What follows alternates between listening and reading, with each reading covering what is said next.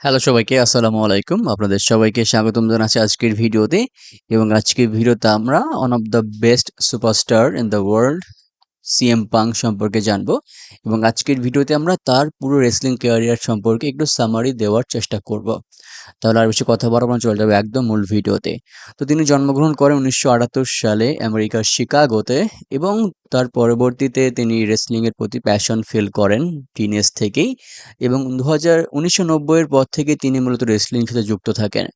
প্রথম দিকে তিনি কিছু ইন্ডিপেন্ডেন্ট রেসলিং সার্কিটের সাথে ম্যাচ খেলেন। পরবর্তীতে তিনি রিং অফ অনারে ডেবিউ করেন এবং সেখানে তিনি আস্তে, আস্তে অনেক ভালো একটা সময় কাটাতে থাকেন।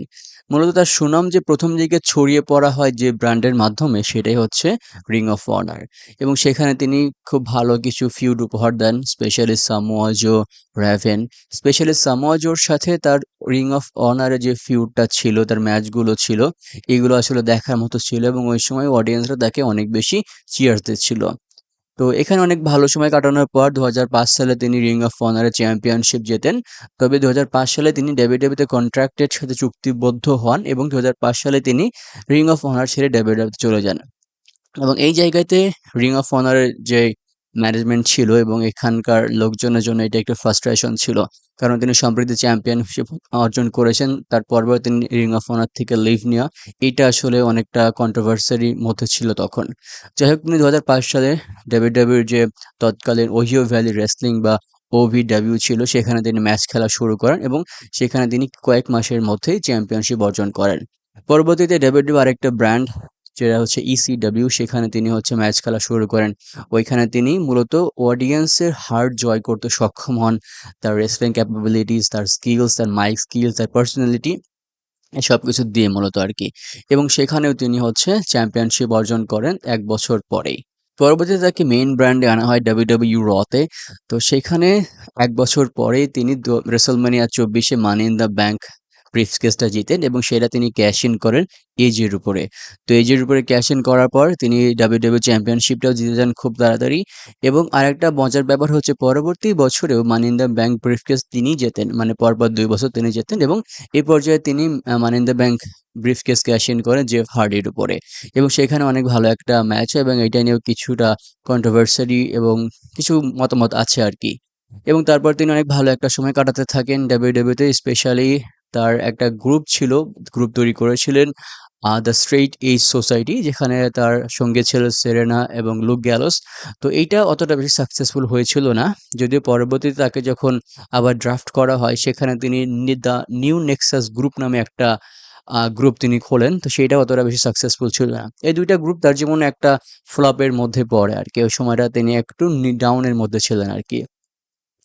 এরপর ২০১১ সালে ওই সময়টা আসে পাইপ বম যে প্রোমোটা ছিল এইটা। তো এই প্রোমোতে তিনি উল্লেখ করেছিলেন যে WWE র যে রেসলাররা আছে তাদের উপর কী পরিমাণ প্রেশার দেওয়া হয় ক্রিয়েটিভ ডিসিশন থেকে। এবং এখানে তিনি WWE ম্যানেজমেন্টেরও অনেক দুর্নাম করেন বা সমালোচনা করেন। স্পেশালি ভিন্স ম্যাকম্যান এবং জন সিনাকে তিনি অনেক খারাপভাবে পচান এখানে। আরও কিছু, কিছু ব্যাপার এখানে তিনি উল্লেখ করেন। আমি চেষ্টা করব আমার আলাদা একটা ভিডিওতে দ্য পাইপ বম প্রোমো নিয়ে আপনাদেরকে আরও ভালো করে জানানোর জন্য। তো পরবর্তীতে ২০১১ সালে তিনি শিকাগোতে মানি ইন দ্য ব্যাংক একটা ইভেন্টে জন সিনার সাথে একটা ম্যাচ খেলেন। অনেকেই ভাবছিল যে সেই ম্যাচটা হয়তো তার জীবনের শেষ ম্যাচ WWE তে। তো ওই ম্যাচটা তিনি অনেক উম ভালো করে একটা ম্যাচ খেলেন, সেটা তিনি জিতে যান এবং অডিয়েন্সরা ভাবছিল তিনি হয়তো লিভ নেবেন। হ্যাঁ, তিনি লিভ নেন, কিন্তু সেটা মাত্র ২ সপ্তাহের জন্য ছিল।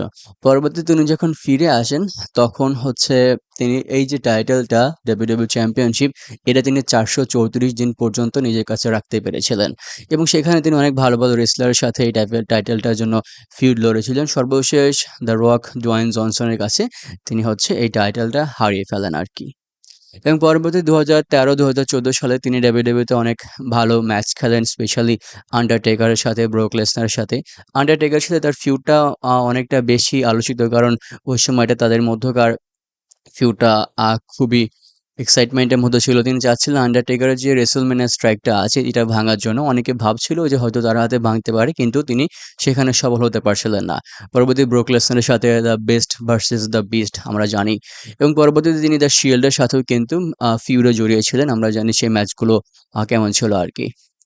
সিএম পাং ২০১৪ সালে রয়্যাল রাম্বলে তার হচ্ছে শেষ এক্সিস্টেন্স দেন ডাব্লিউডাব্লিউতে।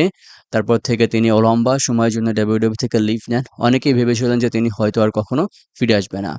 তো ২০১৪ সালে তিনি হচ্ছে ডাব্লিউডাব্লিউ থেকে লিভ নেওয়াটা অনেকটা কন্ট্রোভার্সির মধ্যে ছিল। তবে তিনি একটা ইন্টারভিউতে ডিসক্লোজ করেছেন এটা। তিনি বলেছিলেন যে মেইন কারণ ছিল তার ইনজুরি। তিনি ইনজুরির জন্য খেলতে পারছিলেন না এবং ডাব্লিউডাব্লিউ ম্যানেজমেন্ট বা ক্রিয়েটিভ তার উপর আরও প্রেশার দিচ্ছিল ইনজুরি থাকা অবস্থায়ও তাকে ম্যাচ খেলতে হবে। এজন্য তিনি ডাব্লিউডাব্লিউ থেকে ছেড়ে যান। যাই হোক তিনি পরবর্তীতে মিক্সড মার্শাল আর্টিস্ট বা এমএমএ এগুলোর দিকে ফোকাস হন। তিনি ইউএফসিতে ম্যাচ খেলেন বা এখানে তিনি একটা সময় কাটান। যদিও এইটা তার জন্য অতটা ভালো সময় ছিল না। তিনি এখানে ফেল করেন আরকি। এবং তারপরে তিনি একটু ক্যামেরার বাইরে চলে যান। তাকে মাঝে, মাঝে রেসলিংয়ের ক্যামেরায় দেখা যেত যদিও তিনি কোনো ম্যাচে আসতেন না বা কোনো কোম্পানির সাথে সরাসরি যুক্ত হচ্ছিলেন না। এরপর ২০১১ সালে অল এলিট রেসলিং AEW একটা ইভেন্টে শিকাগোতে তিনি হচ্ছে রিটার্ন করেন। তার রিটার্ন করাটা ফ্যানদের মধ্যে একটা পজিটিভ রিঅ্যাকশন দেখা যায়। সবাই অনেক এক্সাইটেড ছিল এবং AEW তে তিনি অনেক ভালো একটা সময় কাটান একজন টপ রেসলার হিসেবে। সেখানে MJF, জন মক্সলি এবং ভালো, ভালো রেসলারের সাথে তিনি কিছু ফিউড উপহার দেন। পরবর্তীতে আমরা জানি তিনি আবার ডাব্লিউডাব্লিউতে ফিরে আসেন যেটা ডাব্লিউডাব্লিউ ফ্যান্সরাও অনেক ভালোভাবে নিয়েছে এবং এখানে তিনি একটা ভালো সময় কাটাচ্ছেন। যদিও তিনি ইনজুরির মধ্যে আছেন, অল্প কিছু ম্যাচ উপহার দিচ্ছেন ডাব্লিউডাব্লিউ অডিয়েন্সের জন্য। আশা করি তিনি খুব তাড়াতাড়ি সেরে উঠবেন এবং নিয়মিত রেসলিং করতে পারবেন।